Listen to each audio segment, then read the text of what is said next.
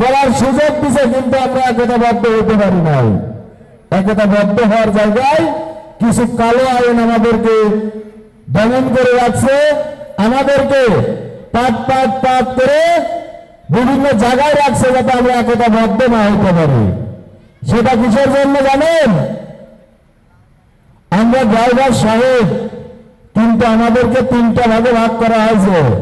একটা পরিবহন শ্রমিক, একটা ট্রাক শ্রমিক, আর একটা পিকআপ শ্রমিক। কে ঠিক আছে?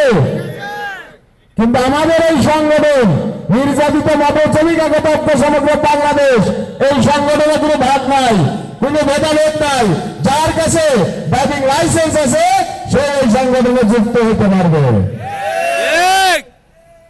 নাকি?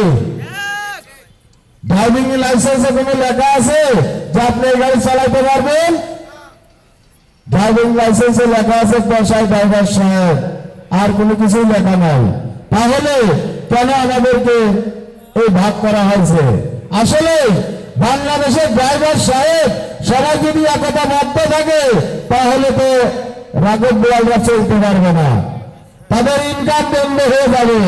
এই জন্য আমাদেরকে ভাগ করে রাখছে যাতে আমরা কোনোদিন একত্রিত না হতে পারি।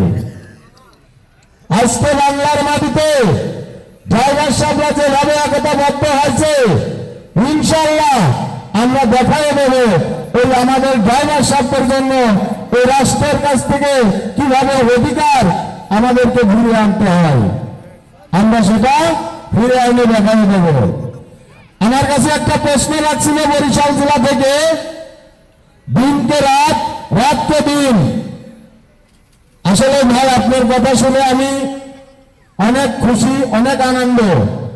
এই সংগঠন যখন চালু করে একদিনে কিন্তু এত বড় হয় নাই, আর লক্ষ লক্ষ ড্রাইভার সাহেবদেরকে একদিনে কিন্তু আমরা একতাবদ্ধ করতে পারি নাই। আমরা শুরু থেকে বলছিলাম 53 বছর 54 বছর ধরে এই বাংলার মাটিতে দুর্নীতি, চাঁদাবাজ, তাদের কারণে আমরা আজকে রাষ্ট্র অধিকার থেকে বঞ্চিত হয়ে রয়েছি। তাই শুরু থেকে বলে হয়েছি এই নির্যাতিত মোটর শ্রমিক একতাবদ্ধ সমগ্র বাংলাদেশ এই সংগ্রামের ভিতরে কোন দুর্নীতি, কোন চাঁদাবাজ এটা চলতে পারবে না।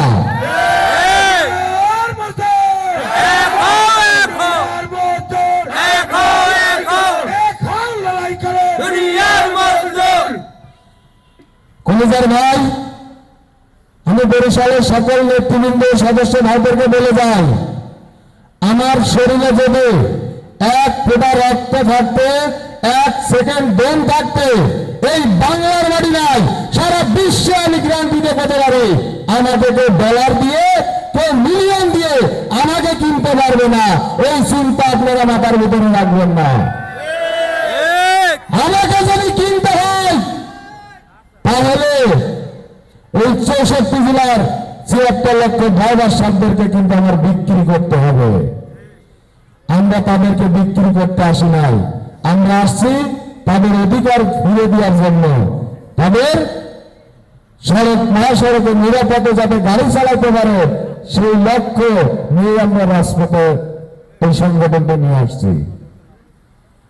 আজকে চট্টগ্রাম থেকে আসার পথে ভাঙ্গা থেকে বরিশাল পর্যন্ত আমি আসছি, এই রাজপথে যত অবৈধ গাড়ি দেখছি শুধু আমার ড্রাইভার সাহেবরাই এই অবৈধ গাড়ির জন্য দুর্ঘটনার শিকার বেশি হয়। কিন্তু এই অবৈধ গাড়ি করলে কোন নেতা, কোন সন্ত্রাস, কোন গুন্ডা, কোন রাঘব বোয়াল কিন্তু কথা বলে না ভাই। আমরা কথা বলতে চাই, কেননা বাংলাদেশের মহাসড়কে আমরা ট্যাক্স দিই, আমরা ভোট দিই, কেন অবৈধ গাড়ি মহাসড়কে চলবে? আমি অনেকদিন আসি নাই বরিশাল শহরের রাস্তায়, রাত 12টা 3টে যায় আসি, এই সময় অটো রিক্সা কিন্তু আমি দেখতে পাই নাই। তাই আজকে দেখে আমার কাছে খুব খারাপ লাগছে, আমাদের জাতি ভাই এই সব অবৈধ গাড়ির জন্য দুর্ঘটনার শিকার বেশি হয়। এটা যদি অবৈধ গাড়ির জন্য যদি জাতি ভাই দুর্ঘটনা হয়, সড়ক মহাসড়ক দেখার জন্য লোক নাই, আর কিসের জন্য রাখছে? হ্যাঁ, কি এসিডেন্টে বসা রাখার জন্য রাখছে? সেটা দেখতে হবে। দুর্ঘটনার শিকার হলে ড্রাইভার সাহেব নেশা করছে, গতি বেশি ছিল, এইসব কথা বলে। কিন্তু আসলে যে কিসের জন্য